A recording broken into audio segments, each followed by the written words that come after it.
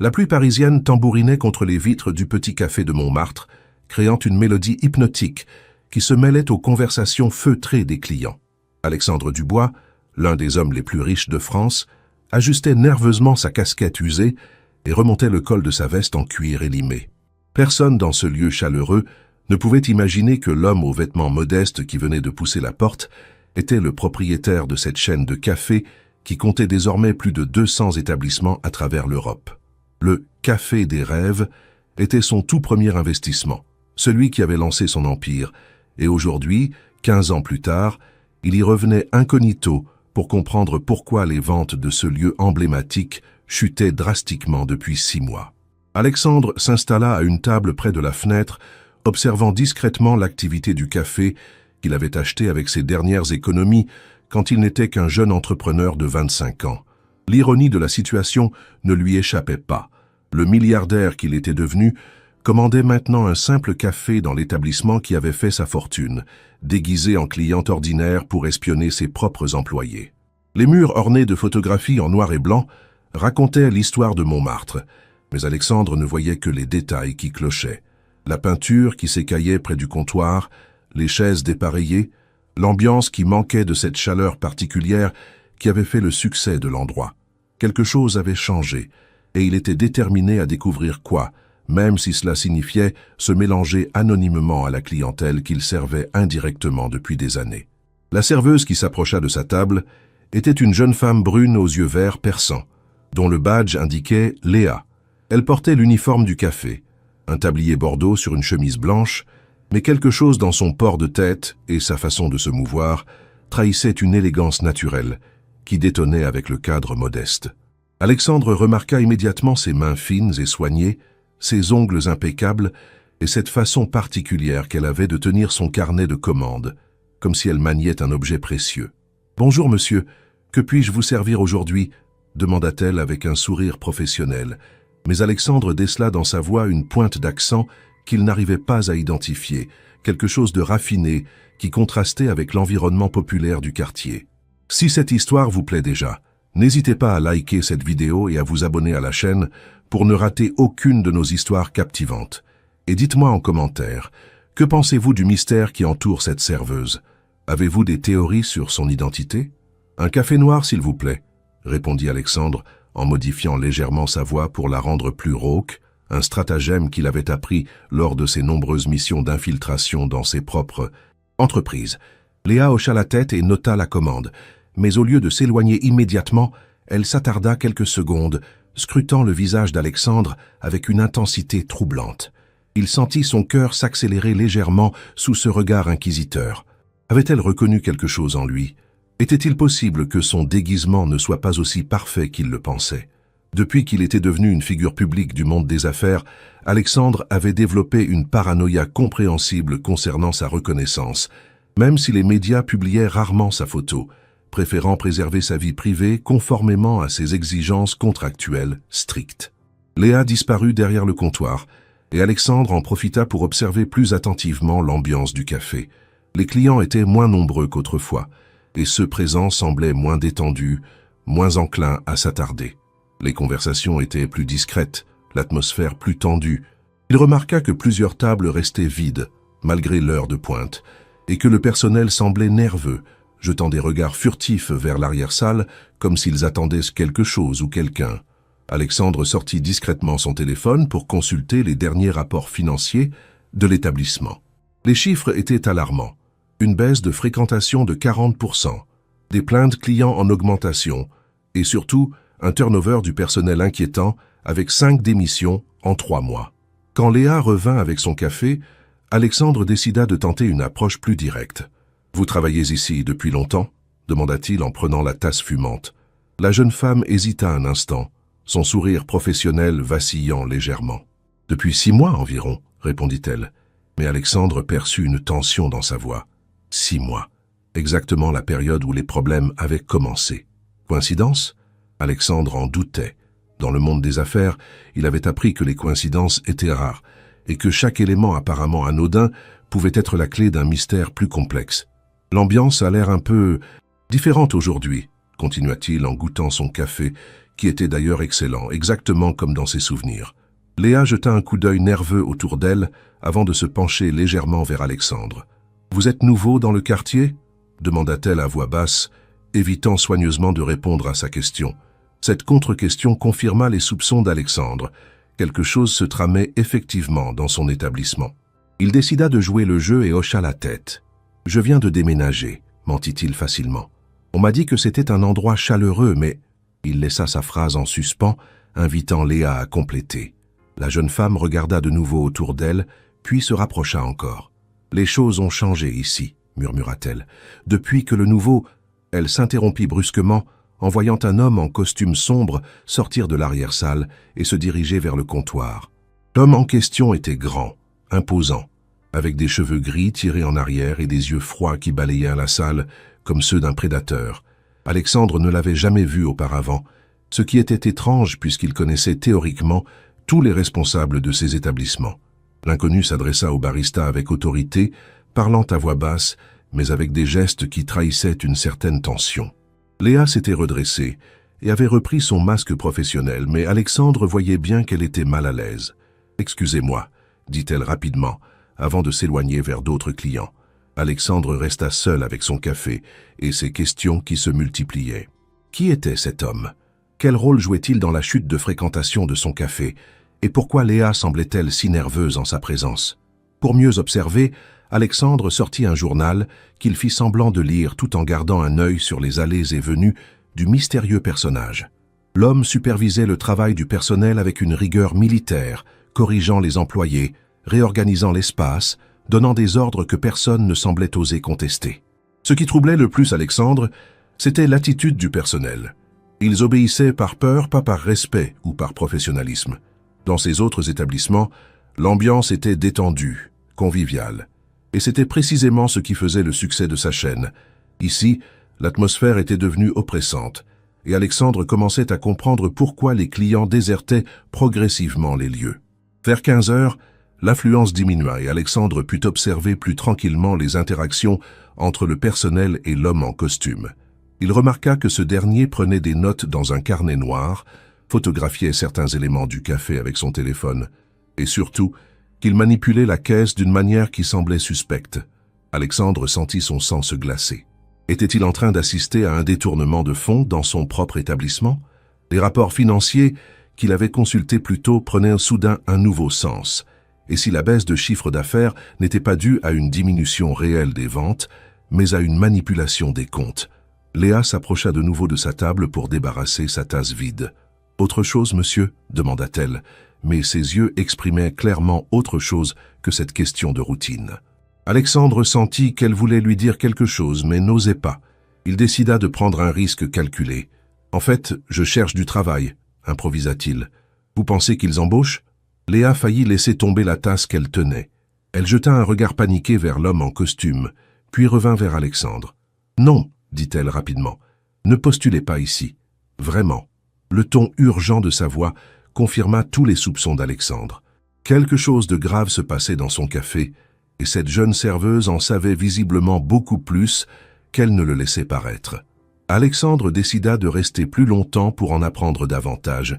Il commanda un deuxième café et sortit son ordinateur portable, se donnant l'apparence d'un freelance qui travaillait dans un café, une image parfaitement banale à Paris.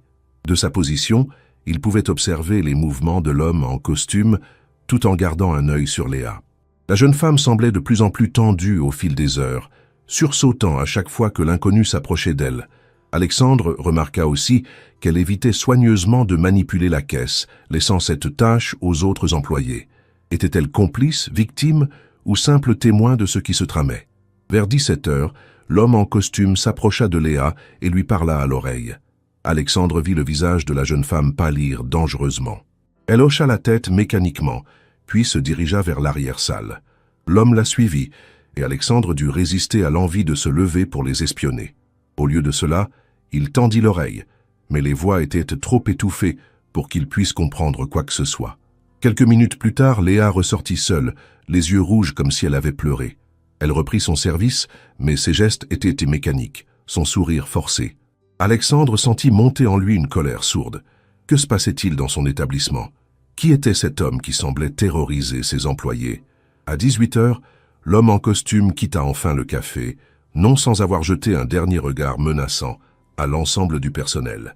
Dès qu'il fut parti, l'atmosphère changea radicalement. Les employés semblèrent à soudain respirer plus librement. Leurs épaules se détendirent, et même les clients présents parurent plus détendus, comme si une chape de plomb venait de se lever. Alexandre réalisa que cet homme exerçait une influence toxique sur tout l'établissement, et il était déterminé à découvrir son identité et ses motivations. Il attendit encore une demi-heure, puis se leva pour aller payer à la caisse. Léa était maintenant plus détendue, mais Alexandre pouvait encore voir les traces de stress sur son visage. Quand il lui tendit l'argent pour régler ses consommations, elle le regarda droit dans les yeux et dit quelque chose qui le figea sur place. « Vous devriez faire attention, » murmura-t-elle. « Il vous observe depuis tout à l'heure. » Alexandre sentit son sang se glacer. L'homme en costume l'avait-il repéré? Son déguisement avait-il été percé à jour? Mais Léa n'avait pas terminé. Elle se pencha encore plus près et ajouta dans un souffle « Il sait qui vous êtes, Monsieur Dubois. » Ces trois mots, « Monsieur Dubois », résonnèrent dans l'esprit d'Alexandre comme un coup de tonnerre. Son cœur s'arrêta pratiquement de battre. Comment cette serveuse connaissait-elle sa véritable identité? Il avait pourtant pris toutes les précautions possibles, changé d'apparence, modifié sa voix, adopté une attitude complètement différente de celle qu'il avait en public. Personne dans ce café n'était censé savoir qui il était réellement. Personne sauf... Alexandre dévisagea Léa avec une intensité nouvelle, cherchant dans ses traits quelque chose qui pourrait expliquer cette révélation stupéfiante. Qui était vraiment cette jeune femme? Une espionne? Une complice de l'homme en costume? Ou au contraire, une alliée inattendue dans cette situation de plus en plus complexe? Léa dut percevoir sa confusion, car elle ajouta rapidement, toujours à voix basse, « Nous devons parler, pas ici. Retrouvez-moi à 20 heures au square Louise Michel, près de la basilique du Sacré-Cœur. Venez seul, et surtout, faites attention à ne pas être suivi. » Sans attendre de réponse, elle s'éloigna pour servir d'autres clients, laissant Alexandre planté devant la caisse avec 1000 questions qui se bousculaient dans sa tête. Il paya machinalement et sortit du café, l'esprit en ébullition.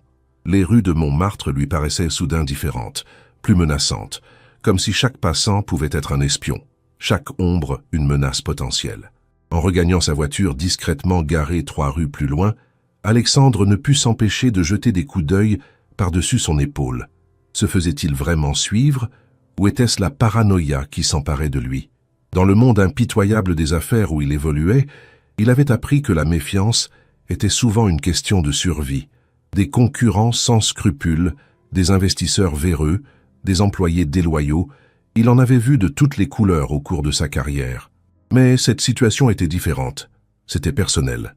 C'était son tout premier café, le symbole de sa réussite, le lieu qui avait une valeur sentimentale inestimable pour lui, et quelqu'un était en train de le détruire de l'intérieur. Une fois dans sa Peugeot banale qu'il utilisait pour ses missions d'infiltration, bien loin de sa collection de voitures de luxe, Alexandre réfléchit à la situation. Léa connaissait son identité, mais elle semblait vouloir l'aider plutôt que lui nuire. L'homme en costume était clairement la source des problèmes, mais Alexandre ne savait toujours pas qui il était, ni ce qu'il manigançait exactement. Et surtout, comment tous ces éléments s'articulaient-ils? Y avait-il un plan plus large derrière cette apparente prise de contrôle de son café? Alexandre décida de faire quelques recherches avant son rendez-vous mystérieux avec Léa. Il se rendit dans un autre de ses établissements, le Café de la Paix, situé près de l'Opéra, où il savait pouvoir utiliser discrètement l'ordinateur du bureau du manager. Grâce à ses accès administrateurs, il put consulter les dossiers du personnel du Café des Rêves. Le profil de Léa était étonnamment mince. Léa Martin, 26 ans, embauchée il y a 6 mois par Thomas Moreau, le nouveau manager régional. Alexandre fronça les sourcils. Il ne se souvenait pas d'avoir autorisé la nomination d'un nouveau manager régional pour ce secteur. En creusant davantage, il découvrit que Thomas Moreau avait été embauché par son directeur des ressources humaines, Marc Durand, un homme en qui Alexandre avait toute confiance depuis des années. Intrigué, Alexandre appela Marc sur sa ligne directe. « Marc, j'ai une question concernant un certain Thomas Moreau, » dit-il sans préambule. Un silence gênant s'installa à l'autre bout de la ligne. « Alexandre, où es-tu? On te cherche partout pour la réunion du conseil d'administration. » Alexandre réalisa qu'il avait complètement oublié cette réunion importante, trop absorbé par le mystère du Café des Rêves. Peu importe la réunion pour l'instant. Parle-moi de Thomas Moreau. Marc hésita encore. Thomas a été recommandé par un cabinet de recrutement très réputé. Ses références étaient impeccables, et nous avions besoin de quelqu'un rapidement pour gérer les problèmes du secteur Montmartre. Mais quelque chose dans la voix de Marc sonnait faux, comme s'il récitait un discours préparé. « Quel problème dans le secteur Montmartre ?» insista Alexandre. Je n'étais au courant d'aucun problème particulier. Un nouveau silence. « Alexandre, on peut en parler demain? J'ai vraiment besoin de... » « Non, Marc, on en parle maintenant. » Le ton d'Alexandre était devenu glacial, celui qu'il employait lors des négociations les plus tendues. Marc finit par céder. Il y avait des irrégularités dans la comptabilité du Café des Rêves. Thomas a été engagé pour redresser la situation. Alexandre sentit son estomac se nouer. Des irrégularités dont il n'avait jamais été informé. C'était impossible. Il recevait tous les rapports financiers de tous ses établissements. Quelqu'un lui cachait des informations cruciales, et ce quelqu'un était peut-être plus proche de lui qu'il ne le pensait. Après avoir raccroché, Alexandre resta songeur dans le bureau feutré du Café de la Paix. La confiance qu'il accordait à ses collaborateurs les plus proches était-elle mal placée? Marc Durand travaillait pour lui depuis le début de son aventure entrepreneuriale. C'était lui qui avait géré toutes les embauches importantes, qui connaissait tous les secrets de l'entreprise, qui avait accès à toutes les informations sensibles. Si Marc était impliqué dans ce qui se passait au Café des Rêves, alors la situation était bien plus grave qu'Alexandre ne l'avait imaginé. Il ne s'agissait plus seulement d'un détournement de fonds dans un établissement, mais potentiellement d'une trahison au plus haut niveau de son entreprise. L'heure du rendez-vous avec Léa approchait. Alexandre quitta le Café de la Paix et se dirigea vers Montmartre, l'esprit en ébullition. Le square Louise Michel était un petit parc situé au pied de la butte Montmartre, un endroit plutôt isolé le soir, parfait pour une conversation discrète. En montant les marches qui menaient au square, Alexandre repensa aux événements de la journée. Tout avait commencé par une simple visite de routine dans son premier café, et voilà qu'il se retrouvait dans une situation digne d'un roman d'espionnage. Qui était réellement Léa? Que savait-elle exactement? Et surtout, pouvait-il lui faire confiance? Léa était déjà là quand Alexandre arriva, assise sur un banc face à la vue panoramique sur Paris. Elle avait troqué son uniforme de serveuse contre un jean et un pull noir, et Alexandre fut frappé par sa beauté naturelle, maintenant qu'elle n'était plus contrainte par le cadre professionnel du café.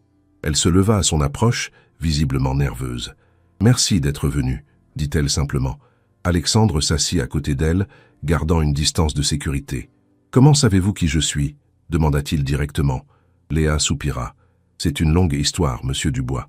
Mais d'abord, vous devez savoir que votre entreprise est en danger, un danger bien plus grand que vous ne l'imaginez. »« Explique-toi, » dit Alexandre, utilisant soudain le tutoiement comme pour créer une proximité qui pourrait encourager la jeune femme à se confier.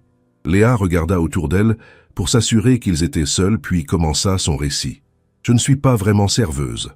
Je suis journaliste d'investigation pour Le Figaro, et j'enquête depuis 6 mois sur un réseau de blanchiment d'argent qui utilise les cafés et restaurants parisiens comme façade.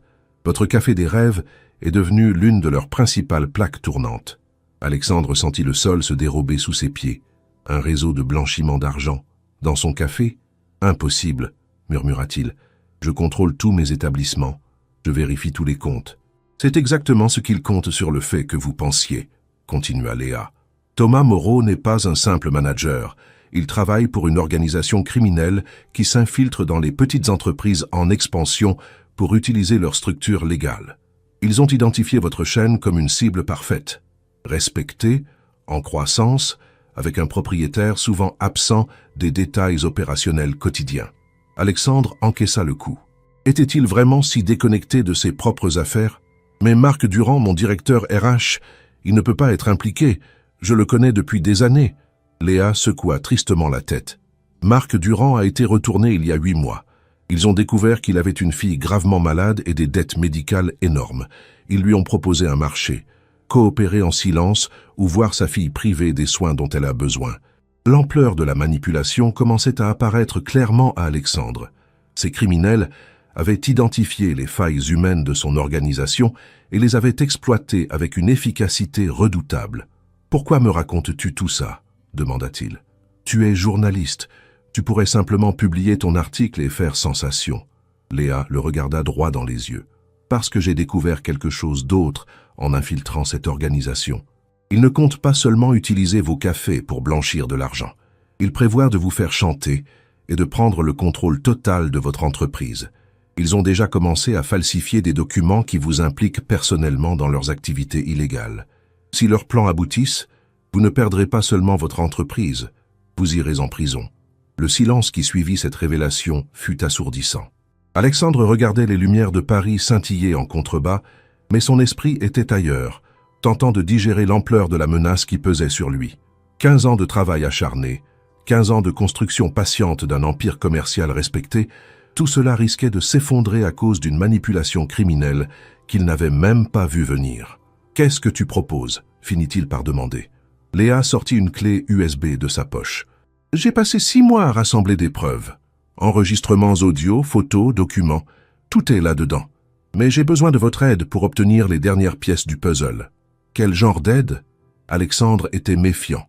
Après tout, il ne connaissait cette femme que depuis quelques heures. Et même si son histoire semblait cohérente, il ne pouvait pas écarter la possibilité qu'elle soit elle-même une escroque particulièrement sophistiquée. Léa sembla deviner ses pensées. « Je comprends votre méfiance. Tenez !» Elle lui tendit une carte de presse officielle du Figaro et une lettre de mission signée par le rédacteur en chef. « Vous pouvez vérifier mon identité. Mon vrai nom est Léa Moreau, oui, comme Thomas, mais c'est un hasard. J'ai pris le nom de Martin pour mon infiltration. » Alexandre examina les documents.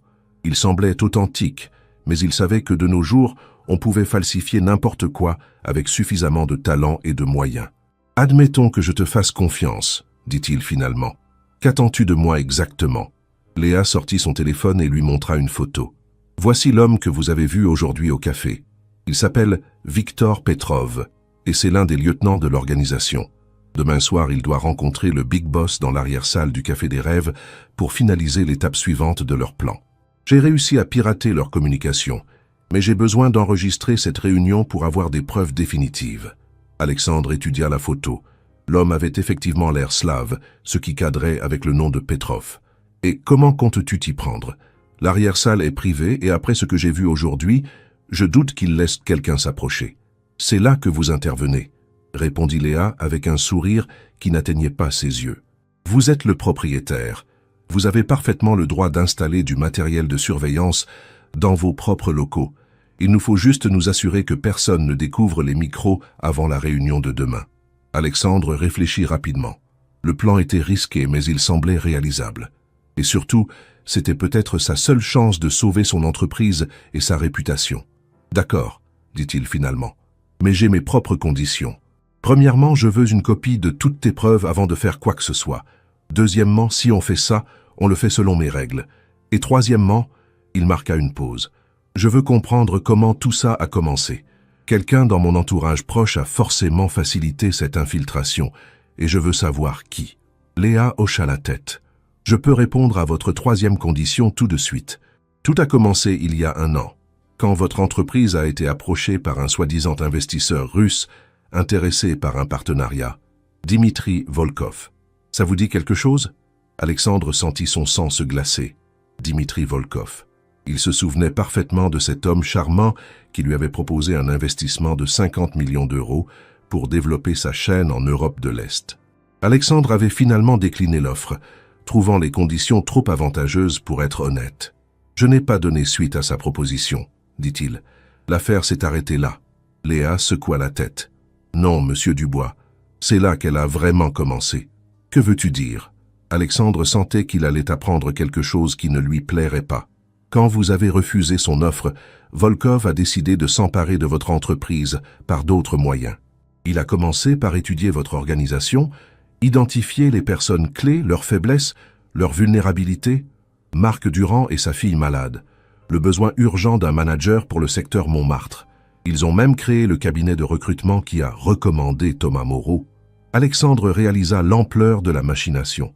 Ces gens n'avaient rien laissé au hasard. Ils avaient planifié leur infiltration sur plusieurs mois, peut-être même plusieurs années. « Il y a autre chose, » continua Léa. « Ils ont aussi un contact dans votre service comptable. C'est comme ça qu'ils parviennent à manipuler les chiffres sans que vous vous en aperceviez immédiatement. Les vrais revenus du Café des Rêves n'ont pas baissé autant que vos rapports l'indiquent. Une partie de l'argent est détournée vers des comptes offshore, mais une autre partie sert à financer d'autres opérations criminelles. Alexandre commençait à comprendre l'ampleur du réseau auquel il avait affaire. Ce n'était pas une simple escroquerie financière, mais une véritable organisation criminelle internationale qui utilisait son entreprise comme une façade. Il était maintenant 21 heures passées, et le square commençait à se vider. Alexandre et Léa décidèrent de poursuivre leur conversation dans un endroit plus discret. Ils descendirent vers un petit restaurant italien que Léa connaissait, tenu par un vieil homme qui fermait tard et ne posait pas de questions. Dans l'arrière-salle faiblement éclairée, entre les arômes d'ail et de basilic, Alexandre découvrit l'étendue des preuves que Léa avait rassemblées.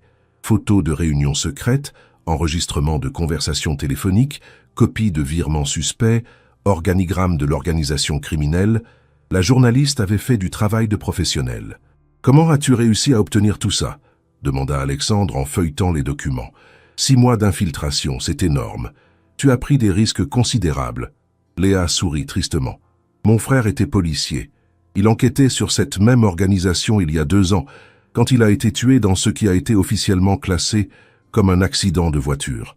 J'ai la certitude qu'il a été assassiné parce qu'il était trop près de la vérité.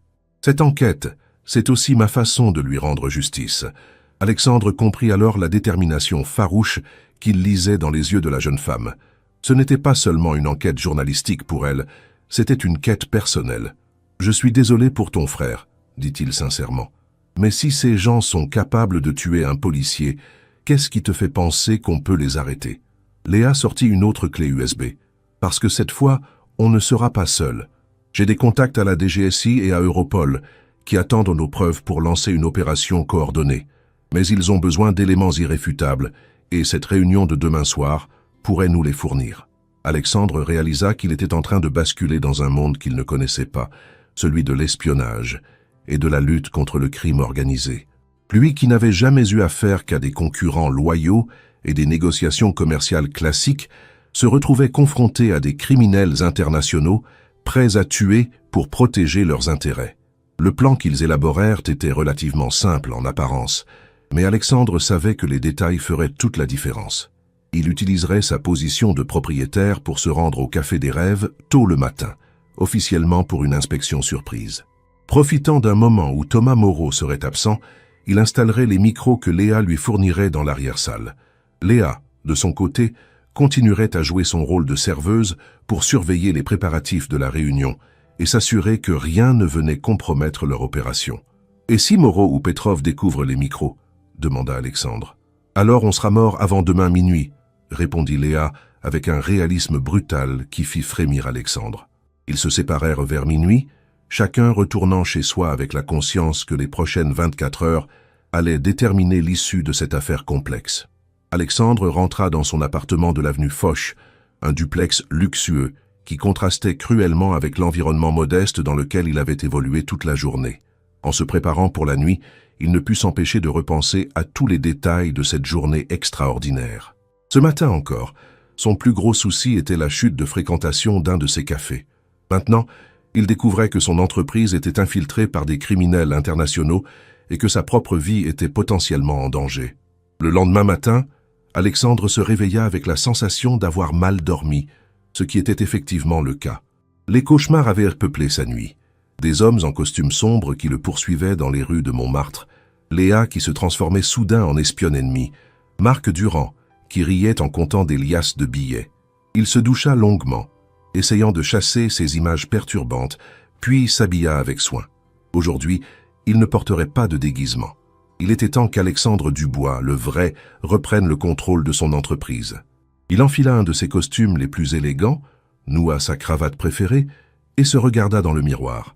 L'homme qui lui faisait face était déterminé, prêt à se battre pour tout ce qu'il avait construit. Avant de partir, Alexandre appela son avocat personnel, Maître Rousseau, et lui demanda de le retrouver au Café des Rêves dans l'après-midi. Il ne lui donna pas de détails, mais lui fit comprendre que c'était urgent. Avoir un témoin juridique de confiance sur place lui semblait une précaution indispensable.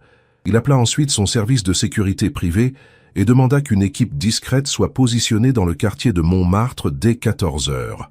Enfin, il rédigea une lettre détaillée expliquant toute la situation et la déposa dans son coffre-fort personnel, avec instruction à sa secrétaire de l'ouvrir et de la transmettre à la police s'il ne donnait pas de nouvelles avant 48 heures. À 9 heures précises, Alexandre se présenta au Café des Rêves. Cette fois, pas de déguisement, pas de subterfuge. Il poussa la porte en propriétaire des lieux et l'effet fut immédiat. Tous les employés se figèrent, reconnaissant instantanément l'homme dont les photos ornaient discrètement le bureau du manager. Thomas Moreau, qui distribuait les tâches du matin à l'équipe, pâlit visiblement en voyant Alexandre s'avancer vers lui. « Monsieur Dubois, quelle surprise! Nous ne vous attendions pas, Serge, bégaya-t-il. » Alexandre lui adressa son sourire le plus commercial. « Inspection surprise, Thomas. J'espère que ça ne vous dérange pas. » L'expression de Thomas Moreau était un mélange de panique et de tentative de contrôle. Alexandre pouvait presque voir les rouages de son cerveau s'activer, cherchant la meilleure façon de gérer cette situation imprévue. « Bien sûr que non, monsieur Dubois. Nous sommes toujours ravis de vous recevoir. Puis-je vous offrir un café? Vous faire visiter les nouveaux aménagements ?» Alexandre déclina poliment et demanda à voir immédiatement l'arrière-salle et les locaux techniques. Il remarqua que Léa, en uniforme derrière le comptoir, lui adressa un regard discret mais intense. Elle avait l'air tendue, ce qui n'était pas bon signe. Dans l'arrière-salle, Alexandre inspecta minutieusement chaque recoin sous le regard nerveux de Thomas. L'endroit avait effectivement été réaménagé. Une table de réunion imposante, des chaises en cuir, même un petit bar. Beaucoup de changements, commenta Alexandre. C'est pour recevoir les représentants régionaux et les nouveaux investisseurs, expliqua Thomas. Il fallait moderniser l'espace. Alexandre hocha la tête, mais intérieurement, il bouillait. Ces investisseurs étaient en réalité les criminels qui s'apprêtaient à prendre le contrôle de son entreprise. « J'aimerais rester seul quelques minutes pour examiner les installations électriques, » dit-il. « Il y a eu des plaintes concernant l'éclairage. » Dès que Thomas fut sorti, Alexandre sortit les micros que Léa lui avait confiés la veille. Ils étaient minuscules, pas plus gros qu'un bouton de chemise, et se collaient facilement sous la table ou derrière les cadres. Alexandre en plaça 3 à des endroits stratégiques en espérant que la qualité d'enregistrement serait suffisante. Son cœur battait la chamade tandis qu'il effectuait cette opération. Si quelqu'un entrait maintenant, comment expliquerait-il sa présence accroupie sous une table avec du matériel d'espionnage? Heureusement, personne ne vint le déranger et il put terminer son installation sans encombre. Quand il ressortit de l'arrière-salle, Alexandre croisa le regard de Léa. Elle lui fit un signe discret qui signifiait « mission accomplie », ce qui le rassura légèrement. Maintenant, il fallait attendre le soir et espérer que tout se déroulerait comme prévu. Alexandre continua sa visite d'inspection, examinant les comptes, posant des questions sur les nouveaux fournisseurs, sur les procédures de recrutement. Thomas répondait de manière évasive, multipliant les explications techniques pour noyer le poisson. Alexandre notait mentalement chaque hésitation, chaque contradiction, construisant peu à peu le dossier qui servirait à confondre cet homme qui avait trahi sa confiance. Vers midi, Thomas annonça qu'il devait s'absenter pour une réunion avec les services administratifs de la mairie. Alexandre acquiesça, mais dès que l'homme fut parti, il se dirigea vers Léa. « Comment ça se présente pour ce soir ?» demanda-t-il à voix basse. Petrov est passé il y a 1 heure pour vérifier que tout était prêt. Il semblait nerveux. Il a inspecté l'arrière-salle pendant 10 minutes. J'ai cru qu'il allait découvrir vos micros, mais non. Alexandre sentit un frisson d'angoisse. Et pour la réunion? 20 heures, comme prévu. Petrov a dit à Thomas de fermer le café plus tôt et de renvoyer tout le personnel, sauf moi. Il veut que je reste pour servir le café et surveiller que personne n'approche. Cette information changeait un peu la donne. Si Léa devait rester dans le café pendant la réunion, elle risquait d'être en première ligne si les choses tournèrent mal. « C'est trop dangereux, » dit Alexandre. « Si jamais il découvre que tu es journaliste, » Léa l'interrompit. « C'est notre seule chance d'obtenir les preuves dont nous avons besoin. Et puis j'ai pris mes précautions. » Elle lui montra discrètement un petit dispositif accroché à sa ceinture. « Balise GPS connectée à mes contacts de la police. S'il m'arrive quelque chose, ils sauront immédiatement où me trouver. » Alexandre ne se sentait pas rassuré pour autant, mais il comprenait que le plan était déjà en marche et qu'il était trop tard pour faire machine arrière. L'après-midi passa avec une lenteur insupportable. Alexandre tenta de vaquer à ses occupations habituelles. Réunions, appels téléphoniques, signature de contrats, mais son esprit était entièrement focalisé sur ce qui allait se passer le soir au Café des Rêves. À 18 heures, il rentra chez lui pour se préparer. Il échangea son costume d'homme d'affaires contre des vêtements sombres et confortables, vérifia que son téléphone était bien chargé et glissa dans sa poche un petit couteau de poche. Il ne savait pas vraiment pourquoi, mais cela le rassurait d'avoir une arme, même dérisoire, sur lui. À 19h30, Alexandre était posté dans un café en face du Café des Rêves, d'où il pouvait observer l'établissement sans être vu. Il vit Thomas renvoyer les derniers employés, puis baisser partiellement les rideaux. Léa était effectivement restée à l'intérieur. À 20h précises, une berline noire s'arrêta devant le café. 3 hommes en descendirent. Victor Petrov, qu'Alexandre reconnut immédiatement, et 2 autres individus qu'il n'avait jamais vus. L'un d'eux était un homme âgé, aux cheveux blancs, élégamment vêtu, qui dégageait une autorité naturelle. Ce devait être le fameux Dimitri Volkov, le cerveau de l'opération. Alexandre sentit son pouls s'accélérer. Dans quelques minutes, tous les mystères allaient être éclaircis. Il sortit son téléphone et envoya un message codé au contact de Léa. « Les invités sont arrivés. » La réponse arriva immédiatement. « Nous sommes prêts. Équipe en position. » Alexandre réalisa que autour de lui, dans le quartier apparemment paisible de Montmartre, se cachaient probablement des dizaines d'agents de police et d'espions, tous tendus vers le même objectif. Il se sentait à la fois excité et terrifié par l'ampleur de l'opération qui se déroulait. Dans le café, les 3 hommes avaient rejoint Thomas dans l'arrière-salle. Alexandre voyait leur silhouette à travers les rideaux partiellement fermés. Léa allait et venait, servant manifestement le café et les rafraîchissements. Tout semblait se dérouler normalement. Alexandre consulta sa montre. 20h15. Combien de temps allait durer cette réunion? Et surtout, les micros qu'il avait installés, fonctionnaient-ils correctement? Il n'avait aucun moyen de le vérifier sans compromettre l'opération. Soudain, l'ambiance changea. Alexandre vit Léa ressortir précipitamment de l'arrière-salle, l'air affolé. Elle se dirigea vers le comptoir, mais au lieu de vaquer à ses occupations habituelles, elle semblait chercher quelque chose frénétiquement. Puis Alexandre comprit, quelque chose avait mal tourné. Léa avait été démasquée. Son cœur s'emballa. Que devait-il faire? Appeler immédiatement la police? Tenter d'intervenir lui-même? Attendre de voir comment la situation évoluait? Sa décision fut prise pour lui quand il vit Petrov sortir de l'arrière-salle et se diriger vers Léa d'un pas menaçant. La jeune femme recula vers la sortie, mais Thomas lui bloquait le passage. Elle était prise au piège. Alexandre n'hésita plus. Il sortit son téléphone et composa le numéro d'urgence que Léa lui avait donné. « Intervention immédiate au Café des Rêves », dit-il rapidement. L'agent infiltré est en danger. Puis, sans réfléchir davantage, il traversa la rue en courant et poussa violemment la porte du café. Le tableau qu'il découvrit le figea d'horreur. Léa était maintenue par Thomas, tandis que Petrov pointait une arme sur elle. L'homme aux cheveux blancs, Volkov, était sorti de l'arrière-salle et observait la scène avec un calme glacial.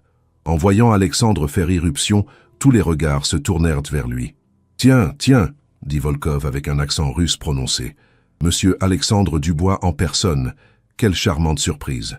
Son ton était ironique, mais Alexandre perçut une menace mortelle derrière ces mots apparemment courtois. « Lâchez-la !» dit Alexandre en s'efforçant de contrôler sa voix. « Elle n'a rien fait de mal. » Volkov éclata de rire. « Rien fait de mal ? Cette charmante demoiselle est journaliste d'investigation, monsieur Dubois. Elle nous espionne depuis 6 mois et a placé des micros dans notre salle de réunion. Comment appelez-vous cela, vous ?» Alexandre réalisa que la situation était encore plus grave qu'il ne l'avait pensé. Les criminels savaient exactement qui était Léa et ce qu'elle faisait. Ils avaient découvert les micros. Tout leur plan était tombé à l'eau. « Mais ne vous inquiétez pas, continua Volkov. Nous allons régler ce petit problème ce soir même. Et vous, monsieur Dubois, vous allez nous aider. » Il fit un signe à Petrov, qui braqua son arme vers Alexandre. « Vous voyez, nous avions prévu de vous faire chanter progressivement, de vous compromettre peu à peu jusqu'à ce que vous nous remettiez volontairement le contrôle de votre entreprise. Mais puisque vous avez choisi de jouer les héros, nous allons accélérer le processus. » Alexandre sentit la sueur perler sur son front. Il avait sous-estimé ses hommes.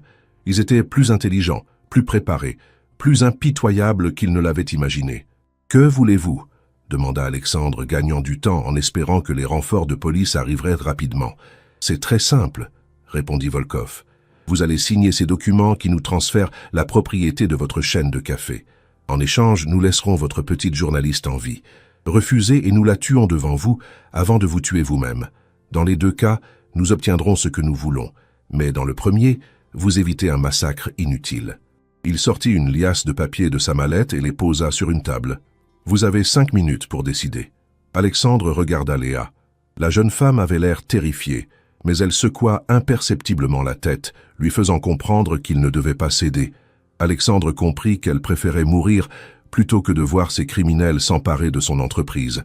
Cette détermination le toucha profondément.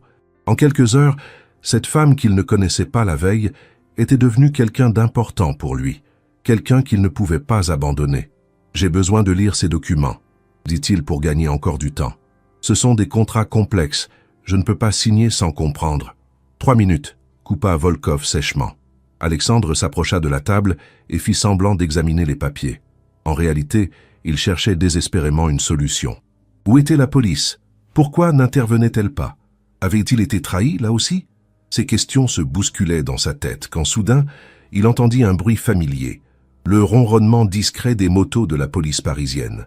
Les renforts approchaient. Il devait tenir encore quelques secondes, distraire l'attention de Volkov et ses hommes. « Une question » dit Alexandre en relevant la tête. « Comment avez-vous découvert l'identité de Léa ?» Volkov sourit avec satisfaction. « Vous voulez vraiment le savoir? Très bien. Votre cher Marc Durand nous a prévenu dès le premier jour qu'une journaliste s'était fait embaucher sous une fausse identité. Nous avons laissé mademoiselle Moreau jouer à l'espionne pour voir jusqu'où elle irait et qui elle contacterait. Maintenant, nous savons tout de votre petite conspiration. » Alexandre encaissa le choc. Marc avait donc été complètement retourné par ces criminels. La trahison était totale. C'est à ce moment que tout se déchaîna. Les vitres du café explosèrent simultanément sous l'impact des grenades lacrymogènes. Des cris de « Police ! Personne ne bouge !» retentirent de toutes parts. Des hommes casqués et armés firent irruption par toutes les issues. Dans la confusion qui s'ensuivit, Alexandre plongea vers Léa pour la protéger tandis que Petrov, aveuglé par les gaz, tirait au hasard. Une balle siffla près de l'oreille d'Alexandre, qui entraîna Léa derrière le comptoir. Les dernières secondes lui parurent durer une éternité. Cris, coups de feu, ordres hurlés en français et en anglais. Quand le calme revint enfin, Alexandre et Léa étaient sains et saufs derrière leur abri de fortune. Volkov, Petrov et Thomas étaient menottés et encadrés par des policiers lourdement armés. L'opération avait été un succès, même si elle avait bien failli tourner au carnage. « C'est fini », murmura Léa contre l'épaule d'Alexandre. « C'est vraiment fini. » Alexandre la serra plus fort, réalisant seulement maintenant à quel point il avait eu peur de la perdre. Cette femme courageuse avait risqué sa vie pour sauver son entreprise et sa réputation. Il lui devait plus qu'il ne pourrait jamais l'exprimer. Dans les heures qui suivirent, Alexandre découvrit l'ampleur véritable du réseau démantelé grâce à leur opération. Dimitri Volkov était recherché par Interpol depuis des années pour blanchiment d'argent, trafic d'armes et assassinat. Son organisation avait infiltré des dizaines d'entreprises à travers l'Europe, causant des dégâts financiers estimés à plusieurs centaines de millions d'euros. Le Café des Rêves n'était qu'une petite partie de leurs activités, mais les preuves recueillies grâce au micro d'Alexandre permettrent de démanteler toute la structure criminelle. Marc Durand fut arrêté le lendemain matin à son domicile. Alexandre eut droit à une conversation avec lui au commissariat, sous la supervision des enquêteurs. L'homme qu'il avait considéré comme un ami proche pendant des années était méconnaissable. Le visage ravagé par la culpabilité, les mains tremblantes, incapable de regarder Alexandre dans les yeux. « Je suis désolé, Alexandre », répéta-t-il inlassablement. « Ils ont menacé ma fille. Je ne savais plus quoi faire. Je ne voulais pas que les choses aillent aussi loin. » Alexandre ressentit plus de tristesse que de colère. Marc avait été manipulé, certes, mais il avait aussi choisi la facilité plutôt que de faire confiance à son ami et employeur. Les médias s'emparèrent évidemment de l'affaire. Le démantèlement d'un réseau criminel international grâce au courage d'un chef d'entreprise et d'une journaliste d'investigation fit la une de tous les journaux. Alexandre, qui avait toujours préservé sa vie privée, se retrouva malgré lui sous les projecteurs. Mais il s'en moquait. Son entreprise était sauvée, sa réputation intacte, et surtout il avait découvert en Léa une femme exceptionnelle dont le courage et l'intégrité l'impressionnaient chaque jour davantage. L'enquête révéla que les véritables revenus du Café des Rêves étaient en réalité en augmentation constante depuis 6 mois. La baisse apparente était due au détournement organisé par Thomas Moreau et ses complices. Une fois l'établissement nettoyé de toute influence criminelle, les ventes reprirent de plus belle. Alexandre décida de faire du Café des Rêves un symbole de renaissance, investissant massivement dans sa rénovation et en faisant un lieu emblématique de la résistance face au crime organisé. Léa, de son côté, reçut le prix du journalisme d'investigation de l'année pour son travail sur cette affaire. Son article, publié en première page du Figaro, fit sensation et lui valut des propositions de collaboration du monde entier. Mais elle choisit de rester à Paris, officiellement pour continuer ses enquêtes sur la criminalité financière, officieusement parce qu'elle avait découvert en Alexandre un homme qui partageait ses valeurs d'intégrité et de courage. 3 mois après les événements, Alexandre et Léa se retrouvaient régulièrement au Café des Rêves, non plus comme propriétaires et employés infiltrés, mais comme 2 personnes qui avaient vécu ensemble une aventure extraordinaire et découvert l'une en l'autre un partenaire exceptionnel. Leur relation, née dans le danger et la clandestinité, évoluait maintenant dans la sérénité retrouvée, mais avec toujours cette intensité particulière que seules les épreuves partagées peuvent créer. L'histoire aurait pu s'arrêter là, sur cette note positive d'une justice rendue et d'une romance naissante. Mais Alexandre et Léa découvrirent bientôt que leur aventure n'était que le début d'une lutte bien plus vaste contre la criminalité financière internationale. D'autres entreprises contactèrent Alexandre pour bénéficier de son expérience dans la détection des infiltrations criminelles. Léa reçut des informations sur d'autres réseaux similaires opérant dans toute l'Europe. Sans l'avoir vraiment cherché, ils devenaient tous les deux des figures de la lutte contre le crime organisé. 6 mois plus tard, Alexandre transformait une partie de ses locaux parisiens en centre de formation pour les chefs d'entreprise confrontés à des tentatives d'infiltration criminelle. Il partageait son expérience, expliquait les signes avant-coureurs, les méthodes de protection, les recours légaux. Léa, elle, créait une cellule d'investigation spécialisée au sein du Figaro, dédiée exclusivement à la lutte contre la criminalité économique. Ensemble, ils formaient un duo redoutable qui ne tarda pas à attirer l'attention d'organisations criminelles bien plus importantes que celle de Volkov. C'est ainsi qu'un simple café commandé incognito dans son propre établissement avait changé à jamais la vie d'Alexandre Dubois. Non seulement il avait sauvé son entreprise et découvert l'amour, mais il avait aussi trouvé une nouvelle mission de vie: protéger le monde des affaires honnêtes contre les prédateurs qui cherchent à le corrompre. Et tout cela grâce à 3 mots prononcés par une serveuse courageuse qui n'était pas ce qu'elle prétendait être: Monsieur Dubois. Ces 3 mots qui avaient d'abord semblé annoncer un désastre s'étaient finalement révélés être le début de la plus belle aventure de sa vie. 1 an après l'affaire Volkov, Alexandre pensait avoir tourné la page sur le monde de l'espionnage industriel et du crime organisé. Il se trompait lourdement. Ce matin de novembre pluvieux, alors qu'il savourait tranquillement son café au Café des Rêves rénové, son téléphone vibra avec un message qui allait à nouveau bouleverser sa vie. Ils sont de retour, plus forts qu'avant. RDV urgent 14h Jardin du Luxembourg, banque 47. Viens seul. Elle. Alexandre sentit son sang se glacer. Léa n'utilisait ce ton urgent que lorsque la situation était vraiment grave. Après des mois de quiétude relative, voilà que le danger refaisait surface. Depuis leur première aventure, Alexandre et Léa avaient développé une relation aussi professionnelle que personnelle. Ils se voyaient quotidiennement, partageaient leurs enquêtes respectives et surtout, ils étaient tombés profondément amoureux l'un de l'autre. Leur couple atypique, un milliardaire du CAC 40 et une journaliste d'investigation spécialisée dans la criminalité financière, faisait régulièrement la une des magazines People. Mais ils s'en moquaient. Ce qui comptait, c'était la confiance absolue qu'ils avaient l'un en l'autre et leur engagement commun dans la lutte contre la corruption des milieux d'affaires. Alexandre avait même officieusement embauché Léa comme consultante en sécurité pour toutes ses entreprises. Le Jardin du Luxembourg était noyé dans un brouillard épais quand Alexandre arriva au rendez-vous. Le banc 47 se trouvait dans une partie isolée du parc, près du petit lac, où quelques canards nageaient malgré le froid. Léa était déjà là, emmitouflée dans un long manteau noir, les traits tirés par l'inquiétude. Alexandre s'assit à côté d'elle et remarqua immédiatement qu'elle tenait une enveloppe Kraft entre ses mains tremblantes. « Qu'est-ce qui se passe ?» demanda-t-il directement. Léa lui tendit l'enveloppe sans un mot. À l'intérieur, Alexandre découvrit des photos qui lui donnèrent la nausée, des clichés de lui et Léa dans l'intimité, pris visiblement à leur insu dans l'appartement d'Alexandre, accompagnés d'un message manuscrit en lettres capitales « Nous savons où vous habitez. Nous savons ce que vous faites. Volkov avait un frère. Alexandre sentit ses mains trembler en tenant les photos. L'idée que des criminels aient pu s'introduire dans son intimité la plus absolue, qu'ils aient pu les observer, les photographier sans qu'ils s'en aperçoivent, lui donnait envie de vomir. « Depuis quand as-tu reçu ça ?» demanda-t-il d'une voix blanche. « Ce matin, glissé sous la porte de mon appartement ?» répondit Léa. « Mais ce n'est pas tout. Regarde au dos de la dernière photo. » Alexandre retourna le cliché et lut. « Victor Volkov était notre frère. Vous avez détruit notre famille. Nous allons détruire la vôtre. Vous avez 72 heures pour nous remettre 50 millions d'euros. Sinon, nous publions ces photos et d'autres encore plus compromettantes.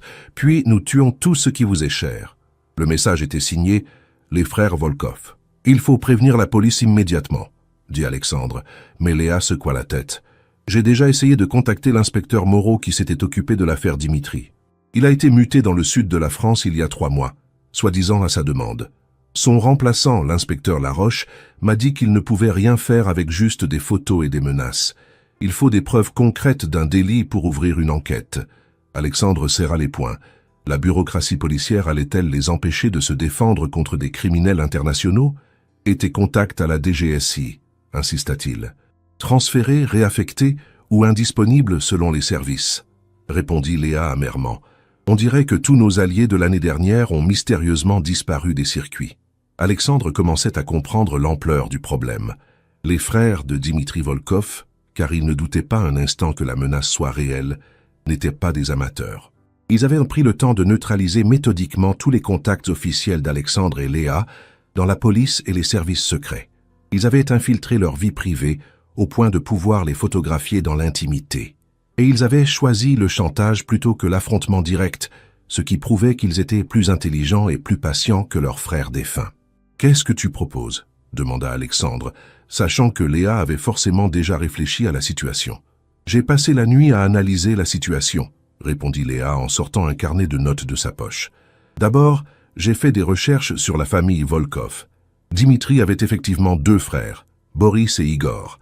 Boris est l'aîné, 55 ans, ancien colonel du GRU reconverti dans le crime organisé après la chute de l'URSS. Igor est le cadet, 42 ans, spécialiste en informatique et piratage. Ensemble, ils dirigent un empire criminel qui s'étend de Moscou à Londres, en passant par Genève. Alexandre sentit son estomac se nouer. Il n'avait plus affaire à une organisation criminelle classique, mais à des professionnels de l'espionnage et de la guerre économique. Ensuite, continua Léa, j'ai analysé leur méthode, le chantage aux photos intimes et leur signature. Ils l'ont déjà utilisé contre un magnate de l'immobilier londonien et contre la femme d'un ministre allemand. Dans les 2 cas, les victimes ont payé et ont été laissées tranquilles pendant un temps. Puis les demandes ont recommencé, toujours plus importantes, jusqu'à ce que les victimes soient complètement ruinées ou contraintes de collaborer activement avec l'organisation. Alexandre comprit le piège. Payer ne servirait à rien. Ce serait même pire, car cela prouverait qu'ils étaient vulnérables au chantage et les ferait tomber dans un cycle sans fin de demandes toujours plus importantes. « Alors qu'est-ce qu'on fait ?» demanda Alexandre. « On ne peut pas payer, on ne peut pas compter sur la police. Il nous reste quoi ?» Léa lui sourit et Alexandre reconnut ce sourire déterminé qu'elle avait eu 1 an plus tôt quand elle lui avait proposé de piéger Dimitri Volkov. « Il nous reste nos propres ressources et quelques alliés que j'ai gardés secrets. Tu te souviens de Jean-Baptiste Mercier, le directeur de la sécurité de tes entreprises ?» Alexandre hocha la tête. Mercier était un ancien officier des forces spéciales reconverti dans la sécurité privée. Un homme discret mais redoutablement efficace. Il a des contacts dans le monde du renseignement privé, des gens qui ne dépendent pas des circuits officiels et qui nous doivent quelques services. Alexandre sentit renaître un espoir. « Tu lui as déjà parlé ?»« Pas directement, mais j'ai pris rendez-vous avec lui cet après-midi. Si tu es d'accord, on pourrait monter notre propre opération de contre-espionnage, découvrir où se cachent les frères Volkov, rassembler des preuves de leurs activités criminelles et les faire tomber avant qu'ils ne puissent nous nuire. » L'idée était séduisante. Mais Alexandre mesurait aussi les risques. Et si on échoue, si on se fait prendre, ces gens-là ne nous feront pas de cadeaux. Léa prit sa main. Depuis quand Alexandre Dubois a-t-il peur de prendre des risques? Tu as construit un empire commercial en prenant des paris que tout le monde jugeait fous. Cette fois, le pari, c'est notre liberté et notre vie. Mais tu ne crois pas que ça vaut le coup de se battre? Alexandre regarda cette femme extraordinaire, qui partageait sa vie depuis 1 an et qui était prête à risquer sa vie pour préserver leur bonheur commun. Comment avait-il pu hésiter? D'accord, dit-il en serrant sa main. On se bat. Mais cette fois, on le fait intelligemment. Pas d'improvisation, pas de coup de tête. On planifie tout dans les moindres détails. Léa acquiesça. J'ai déjà commencé. Tu vas voir, Jean-Baptiste a des idées très intéressantes. Ils se levèrent et quittèrent le jardin du Luxembourg. Mais Alexandre ne put s'empêcher de jeter des coups d'œil par-dessus son épaule. Maintenant qu'il savait qu'ils étaient surveillés, chaque passant lui semblait suspect, chaque voiture stationnée potentiellement dangereuse. Le bureau de Jean-Baptiste Mercier se trouvait dans un immeuble moderne du 15e arrondissement, siège de la société de sécurité privée qu'il dirigeait. L'homme qui les reçut était exactement tel qu'Alexandre l'avait toujours connu. La cinquantaine athlétique, le regard perçant, une politesse militaire qui masquait une efficacité redoutable. « Mademoiselle Moreau m'a exposé la situation par téléphone », dit-il sans préambule. « J'ai déjà commencé quelques vérifications. Les frères Volkov sont effectivement à Paris depuis 1 semaine. Ils ont loué un appartement avenue Foch sous de fausses identités, mais mes sources les ont repérés. » Alexandre tressaillit. Avenue Foch. C'était à 2 rues de chez lui. Ces criminels s'installaient littéralement sur son territoire. « Combien sont-ils » demanda Léa. 6 hommes au total. Les 2 frères plus 4 mercenaires, probablement recrutés dans les Balkans. Ils sont armés et ils ne plaisantent pas. Jean-Baptiste sortit un dossier de son bureau. Voici ce que j'ai pu rassembler sur leurs activités récentes. Ils ont quitté Londres précipitamment il y a 1 mois, après qu'un de leurs associés ait été arrêté par Scotland Yard. Ils cherchent visiblement un gros coup pour refaire leur trésorerie et venger leurs frères en même temps. Vous êtes leur cible idéale. Riche, célèbre et responsable de la chute de Dimitri. Alexandre parcourut les photos du dossier. Boris Volkov ressemblait à son frère Dimitri, mais en plus massif, plus brutal. Igor était plus fin, plus intellectuel, mais ses yeux trahissaient une intelligence froide et calculatrice. « Qu'est-ce que vous proposez » demanda Alexandre. Jean-Baptiste ouvrit une carte de Paris sur son bureau. Opération en 3 phases. D'abord, on sécurise vos domiciles et on vous met à l'abri dans un endroit sûr. Ensuite, on monte une surveillance de leurs planques pour comprendre leur organisation et leurs intentions exactes. Enfin, on les neutralise avant qu'ils puissent passer à l'action. Le plan semblait logique, mais Alexandre avait une objection. Nous mettre à l'abri, ça veut dire quoi concrètement? Se cacher pendant des semaines ou des mois? Je ne peux pas abandonner mes entreprises, mes responsabilités. Jean-Baptiste l'interrompit. Monsieur Dubois, ces gens ont déjà tué 3 personnes depuis qu'ils sont à Paris. Un banquier suisse qui refusait de coopérer avec eux, un informaticien qui en savait trop sur leurs comptes offshore et un journaliste qui enquêtait sur leurs activités. Ils ne reculeront devant rien. Le silence qui suivit cette révélation fut pesant. Alexandre réalisa qu'il n'avait plus affaire à des escrocs ou à des chanteurs ordinaires, mais à de véritables assassins. « Très bien, » dit-il finalement. « On fait comme vous dites, mais je veux être impliqué dans chaque phase de l'opération. Je ne veux pas être un simple spectateur pendant que d'autres se battent pour moi. » Jean-Baptiste hocha la tête. « Je m'y attendais. Léa m'avait prévenu que vous ne vous laisseriez pas mettre sur la touche. Très bien, mais alors vous suivez mes ordres à la lettre. Un seul écart et je vous renvoie chez vous, quitte à vous faire garder par mes hommes. » Alexandre sourit malgré la gravité de la situation. Il retrouvait cette excitation particulière qu'il avait ressentie 1 an plus tôt lors de l'infiltration du Café des Rêves.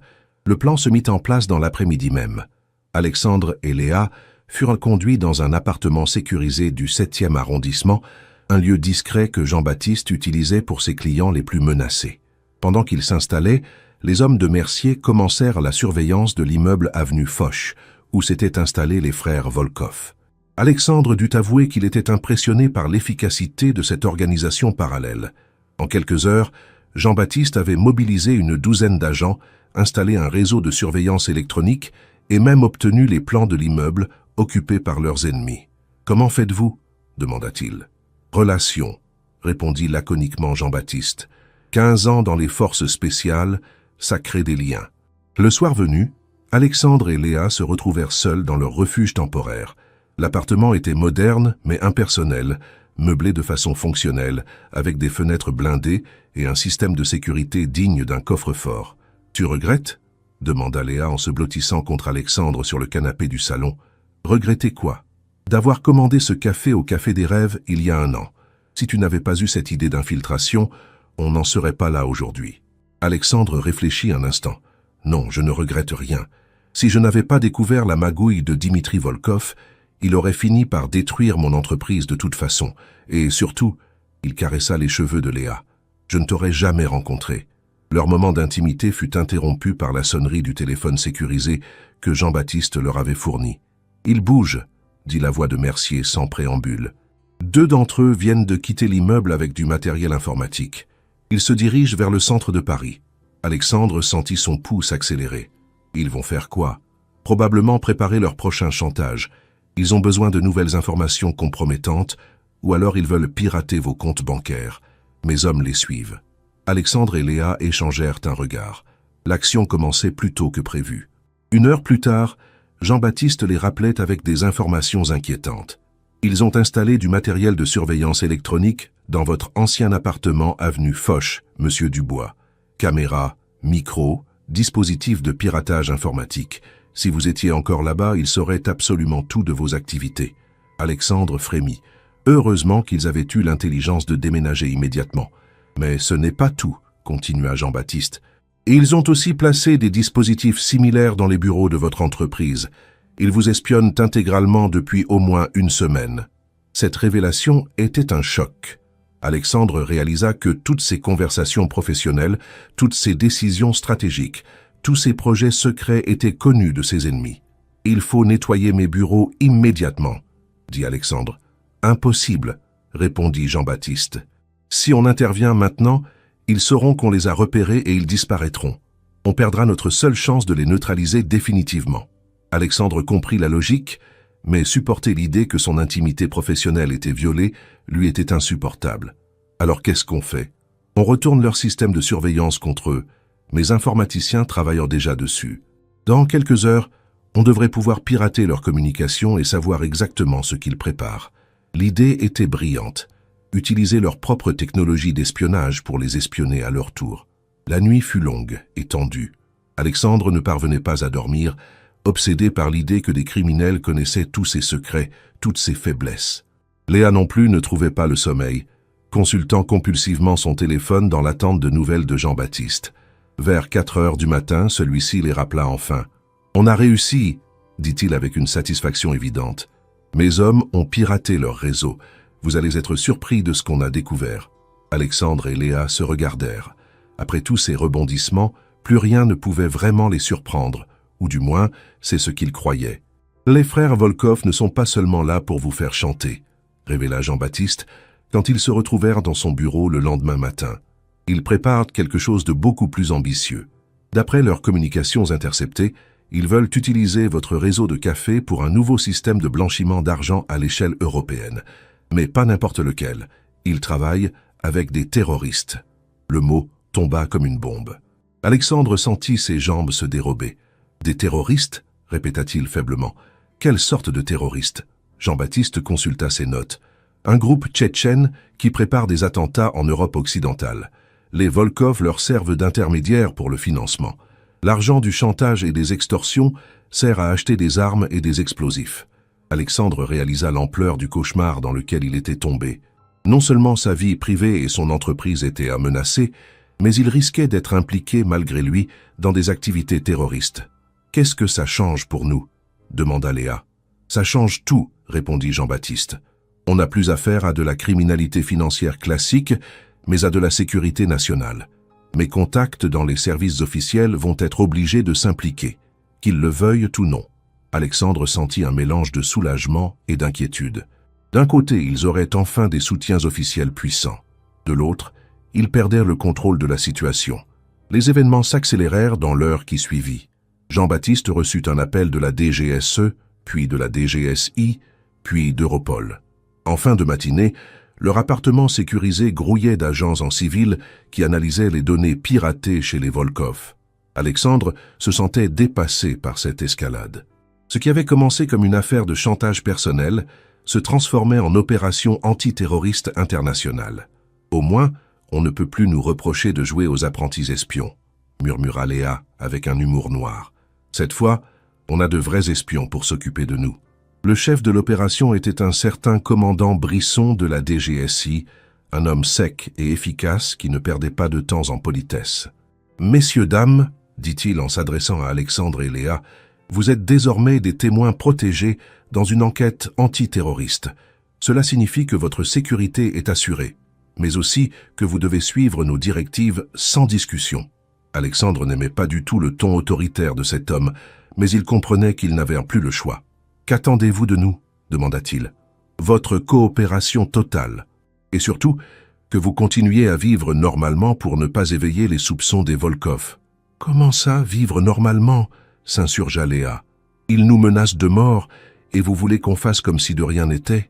Brisson la regarda froidement. « Mademoiselle, nous avons identifié grâce à vos informations un réseau terroriste international. Ces gens préparent des attentats qui pourraient faire des centaines de morts. Votre petit confort personnel passe après la sécurité nationale. » Alexandre sentit la moutarde lui monter au nez. « Notre petit confort personnel, vous vous rendez compte de ce qu'on a risqué pour vous apporter ces informations ?» Mais Jean-Baptiste lui fit signe de se calmer. « Laissez-le finir, murmura-t-il. Il y a sûrement une logique derrière ces demandes. » Brisson continua son exposé. « Nous voulons utiliser le chantage des Volkov comme appât. Vous allez feindre de céder à leurs exigences, accepter de leur verser l'argent demandé. Cela nous permettra de remonter toute la chaîne financière jusqu'aux terroristes tchétchènes. » Alexandre comprit la stratégie, mais elle lui déplaisait profondément. « Vous voulez que je serve d'appât ? C'est exactement ça. Mais rassurez-vous, vous serez protégé à chaque instant. Mes hommes ne vous quitteront pas d'une semelle. » Alexandre regarda Léa, qui semblait aussi peu enthousiaste que lui. « Et si ça tourne mal? Si les Volkov découvrent qu'on les piège? » « Alors on improvise, répondit Brisson avec un haussement d'épaule. C'est le métier. Cette désinvolture révolta Alexandre. Écoutez-moi bien, commandant. Je ne suis pas un de vos agents. Je suis un citoyen qui a eu le malheur de tomber sur des criminels. Je veux bien coopérer, mais pas au prix de ma vie ou de celle de Léa. Brisson le regarda avec un mélange d'agacement et de respect. Monsieur Dubois, je comprends vos réticences, mais vous êtes notre seule chance d'empêcher ces attentats. Est-ce que vous pouvez vivre avec l'idée que votre refus de coopérer aura peut-être causé la mort d'innocents? Le chantage moral était habile, et Alexandre se sentit pris au piège. Comment refuser de risquer sa vie pour sauver celle d'autrui? D'accord, finit-il par dire, mais j'ai mes conditions. Premièrement, Léa reste en sécurité, quoi qu'il arrive. Deuxièmement, je veux connaître tous les détails de votre plan. Et troisièmement, si ça tourne mal, vous nous sortez de là immédiatement, sans vous préoccuper du reste de votre opération. Brisson réfléchit un instant. Acceptez pour les points 1 et 3. Pour le point 2, vous aurez les informations nécessaires, mais pas toutes. C'est une question de sécurité opérationnelle. Alexandre dut s'en contenter. Au moins, il avait obtenu des garanties pour Léa et pour leur sécurité. Le plan élaboré par la DGSI était d'une complexité redoutable. Alexandre devait reprendre contact avec les Volkov en acceptant de payer la rançon, mais en négociant les modalités de paiement pour gagner du temps. Pendant ce temps, les services de renseignement prépareraient une opération coordonnée pour démanteler tout le réseau. Le plus délicat, expliqua Brisson, c'est que les Volkov ne font confiance à personne. Ils vont vérifier chaque détail, analyser chaque geste. Il faut que votre coopération paraisse absolument authentique.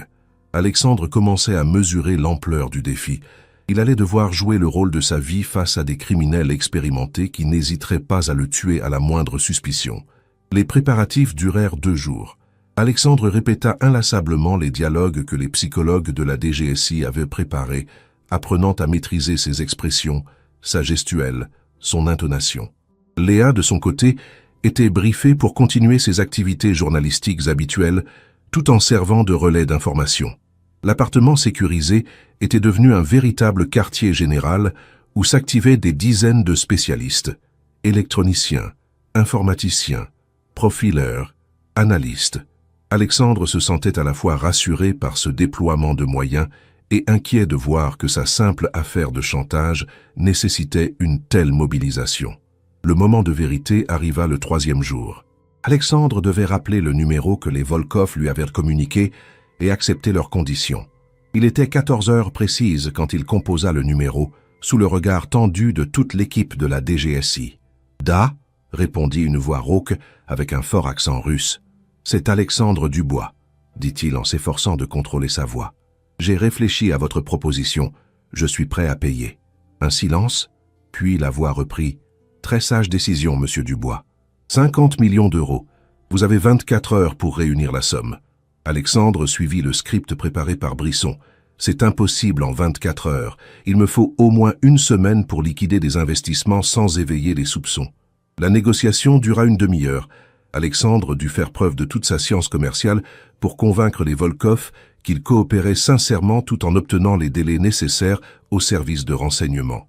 Finalement, ils se mirent d'accord sur un délai de 5 jours et des modalités de paiement complexes, impliquant plusieurs virements internationaux. « Monsieur Dubois, » dit la voix russe avant de raccrocher, « j'espère pour vous que vous ne tentez rien de stupide. Nous avons des yeux partout. » Alexandre raccrocha avec la désagréable sensation que Boris Volkov savait quelque chose. « Excellent travail, » commenta Brisson. « Ils ont mordu à l'hameçon. Maintenant commence la partie la plus délicate. Faire semblant de préparer le paiement tout en surveillant leurs moindres mouvements. » Alexandre n'était pas rassuré. « Vous avez entendu ce qu'il a dit à la fin ? Nous avons des yeux partout.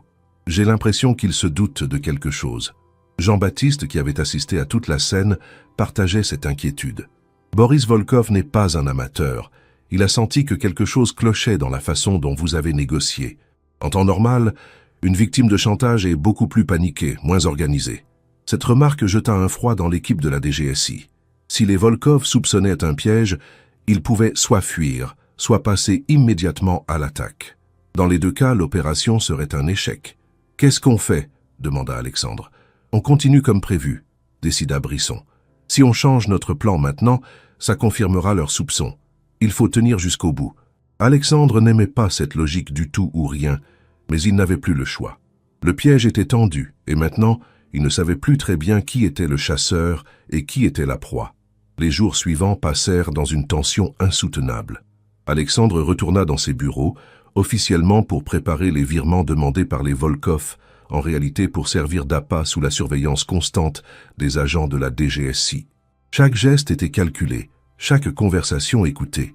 Il devait donner l'impression de liquider réellement des investissements pour réunir la rançon, tout en sachant que ces mouvements financiers étaient entièrement factices, préparés par les services spécialisés de Bercy. « C'est surréaliste », confia-t-il à Léa un soir. « J'ai l'impression de jouer ma propre vie dans un film dont je ne connais pas la fin. » Léa, elle, continuait ses activités journalistiques, mais elle avait la désagréable sensation d'être constamment observée. « J'ai compté au moins 6 personnes différentes qui m'ont suivi aujourd'hui, » rapporta-t-elle à Jean-Baptiste. « 3 de vos hommes et 3 autres que je ne connais pas. » Cette information inquiéta le chef de la sécurité privée. « Les 3 autres ne sont pas à nous.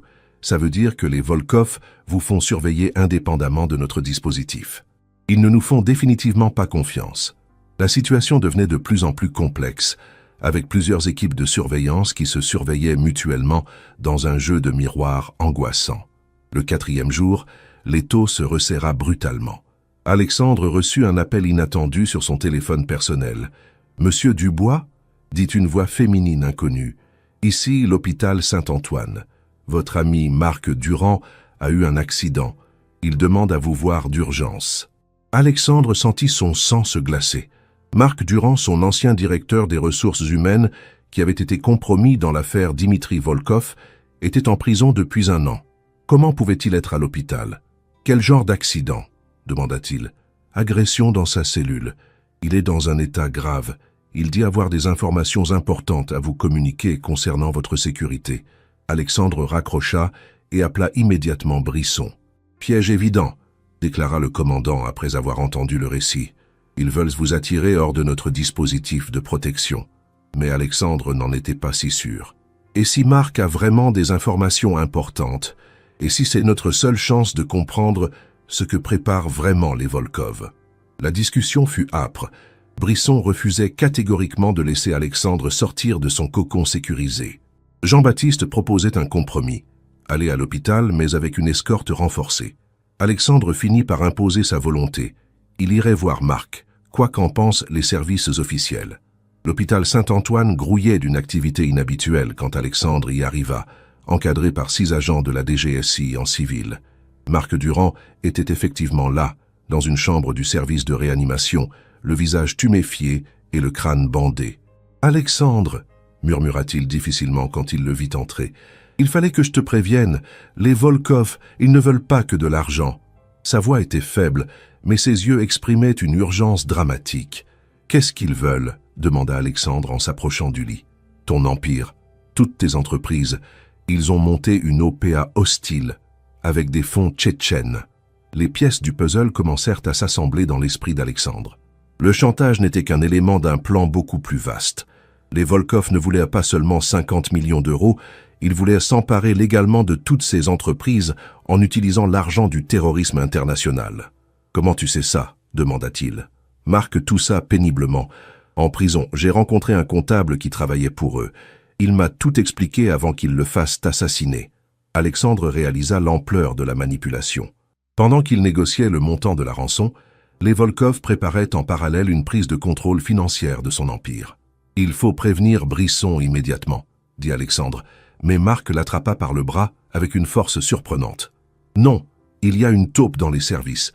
Ils savent tout de votre opération. » Cette révélation fit l'effet d'une bombe. Une taupe dans la DGSI? Cela expliquerait pourquoi les Volkov semblaient toujours avoir une longueur d'avance. « Qui ?» demanda Alexandre. « Je ne sais pas, mais méfie-toi de Brisson. Il pose trop de questions sur tes finances. » Marc s'affaiblit visiblement, et les moniteurs médicaux se mirent à sonner l'alarme. Les infirmières firent évacuer la chambre, laissant Alexandre avec plus de questions que de réponses.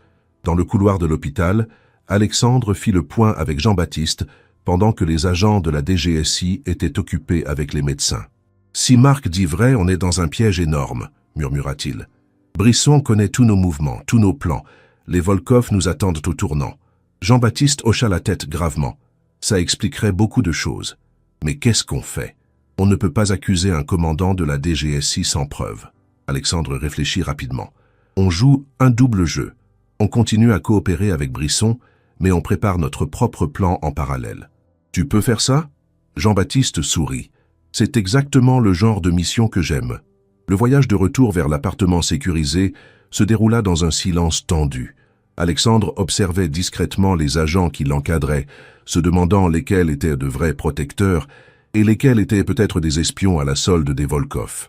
Brisson les attendait avec des nouvelles qui confirmèrent les pires soupçons d'Alexandre. « Nous avons intercepté des communications, » annonça-t-il. « Les Volkov préparent quelque chose pour demain. Il faut accélérer notre calendrier. » Alexandre et Jean-Baptiste échangèrent un regard. Si Brisson était effectivement la taupe, il venait de confirmer que les Volkov savaient que leur couverture était grillée. Cette nuit-là, Alexandre ne ferma pas l'œil. Allongé à côté de Léa dans le lit de l'appartement sécurisé, il échafaudait des plans pour sortir du piège qui se refermait sur eux. À 3 heures du matin, il prit une décision. Il réveilla doucement Léa et lui expliqua la situation en chuchotant. « Tu crois vraiment que Brisson nous trahit ?» demanda-t-elle. « Je n'en sais rien, mais on ne peut plus prendre le risque. Jean-Baptiste va nous exfiltrer discrètement. On va mener notre propre opération. » Léa acquiesça. Après tout ce qu'ils avaient vécu ensemble, elle lui faisait une confiance aveugle. L'évasion de l'appartement sécurisé fut un chef-d'œuvre d'ingéniosité de la part de Jean-Baptiste. Profitant d'une relève de garde à 6 heures du matin, il fit passer Alexandre et Léa par les caves de l'immeuble, puis par les égouts parisiens, pour ressortir 3 rues plus loin dans une camionnette banalisée. « Où est-ce qu'on va ?» demanda Alexandre. « Dans un endroit que personne ne connaît, même pas mes propres hommes. » Jean-Baptiste les conduisit dans une péniche amarrée sur la Seine, près du pont de Grenelle. C'est ma planque personnelle. Officiellement, elle n'existe pas. L'embarcation était aménagée comme un véritable centre de commandement mobile, avec du matériel électronique sophistiqué et un arsenal impressionnant. « Maintenant, on joue selon nos propres règles, » déclara Jean-Baptiste en consultant ses écrans. « J'ai des contacts qui surveillent les Volkov indépendamment de la DGSI. D'après eux, ils préparent effectivement quelque chose pour aujourd'hui. » Alexandre se sentait enfin redevenir maître de son destin. Qu'est-ce qu'il prépare? Une réunion avec des investisseurs tchétchènes, officiellement pour finaliser l'OPA hostile sur vos entreprises, officieusement pour transférer des fonds destinés aux activités terroristes. Léa, qui analysait les documents que Jean-Baptiste avait rassemblés, poussa soudain une exclamation. « Regardez, cette signature sur les contrats DOP, je la reconnais. » Tous les regards se tournèrent envers elle. C'est la signature de Charles Morvan, le directeur financier de la banque Rothschild. J'ai fait un reportage sur lui l'année dernière. Alexandre sentit une nouvelle pièce du puzzle se mettre en place. Morvan?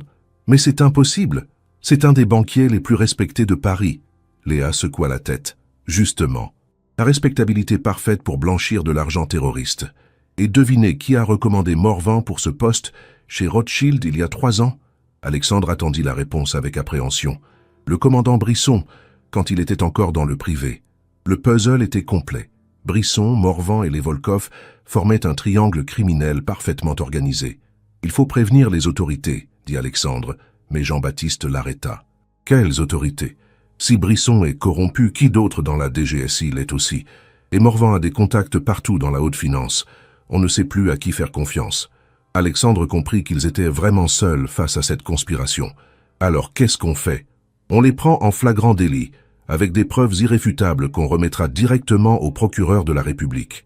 Jean-Baptiste dévoila son plan.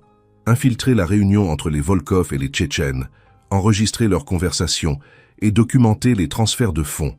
Le plan était audacieux, mais réalisable. La réunion devait avoir lieu le soir même, dans un restaurant privé du 16e arrondissement. Officiellement fermé pour travaux, mais en réalité réquisitionné par les Volkov pour leurs affaires. Jean-Baptiste avait les plans du bâtiment et pouvait y installer du matériel de surveillance.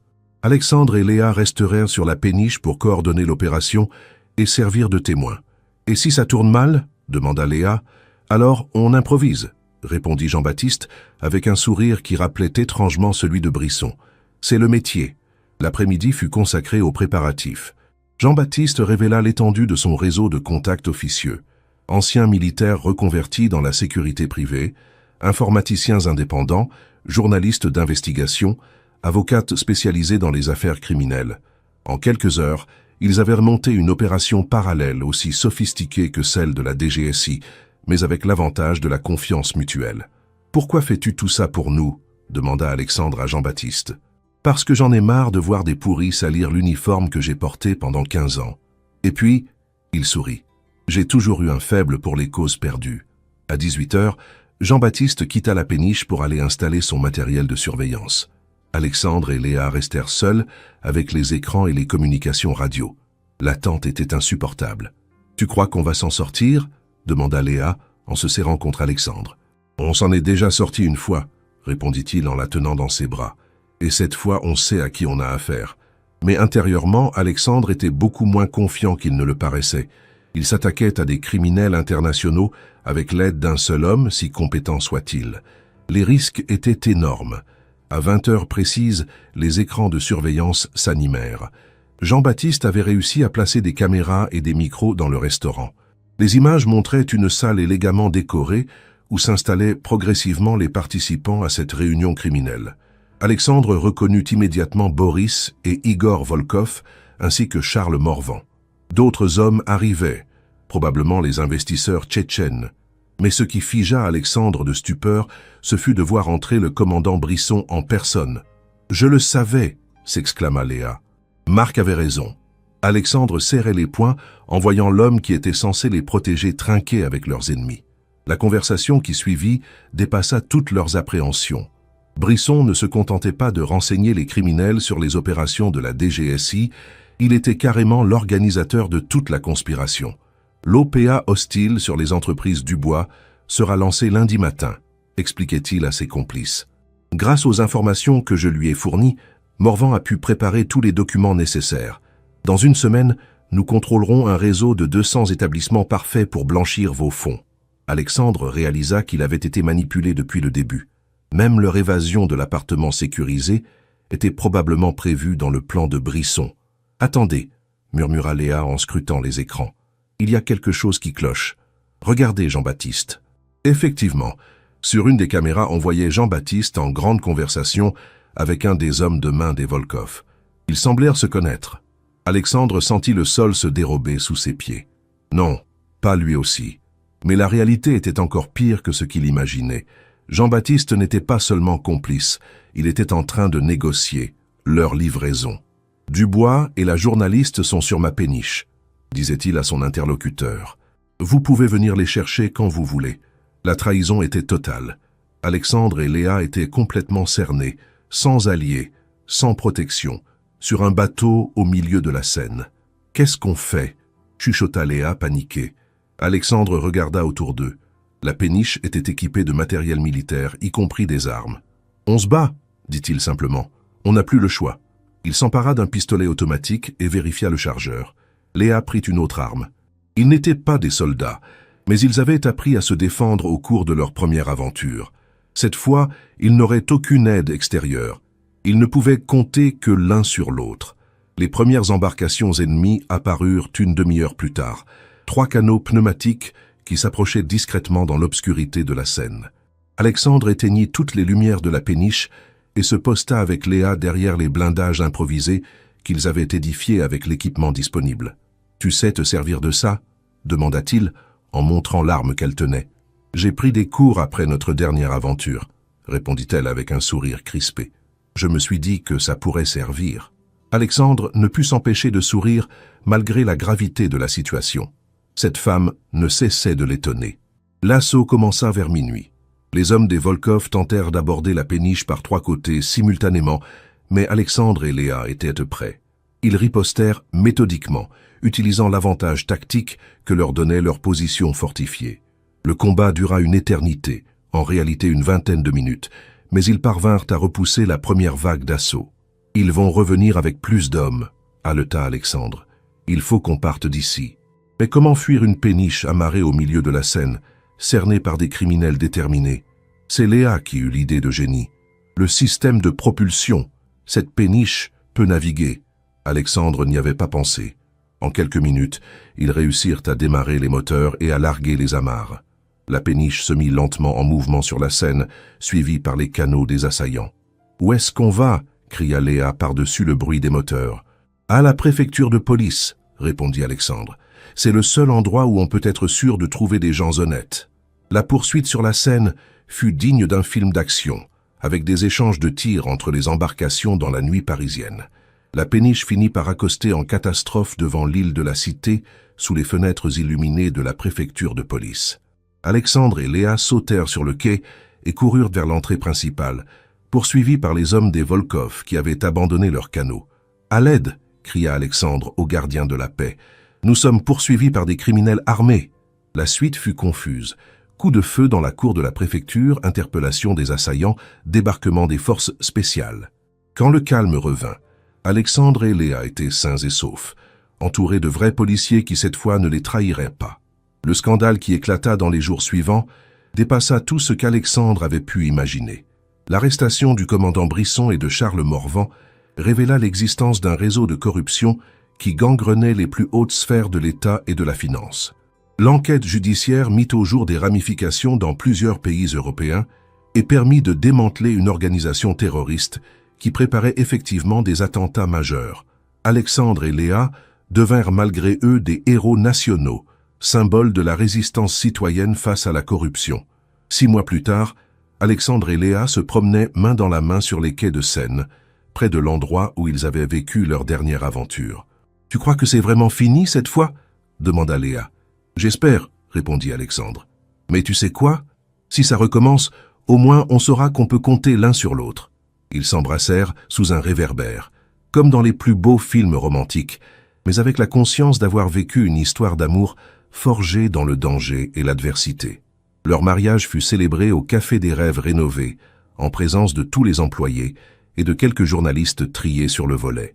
Alexandre avait transformé son premier établissement en symbole de transparence et d'éthique dans les affaires.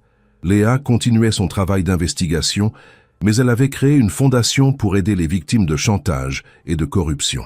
Ensemble, ils formaient un couple puissant et respecté, dont l'histoire inspirait tous ceux qui refusaient de se soumettre à l'injustice. L'épilogue de cette aventure extraordinaire se déroula 1 an plus tard, quand Alexandre reçut une lettre des autorités russes.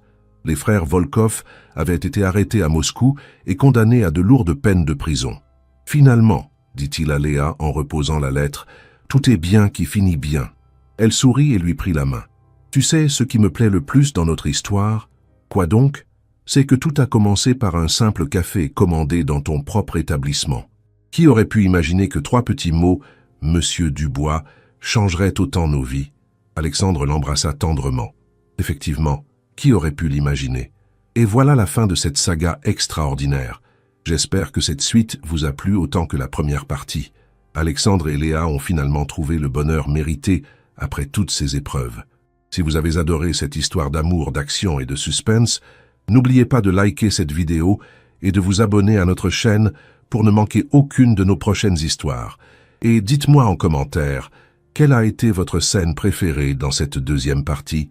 Avez-vous été surpris par les retournements de situation? Aimeriez-vous d'autres histoires mettant en scène Alexandre et Léa? J'ai hâte de lire tous vos avis.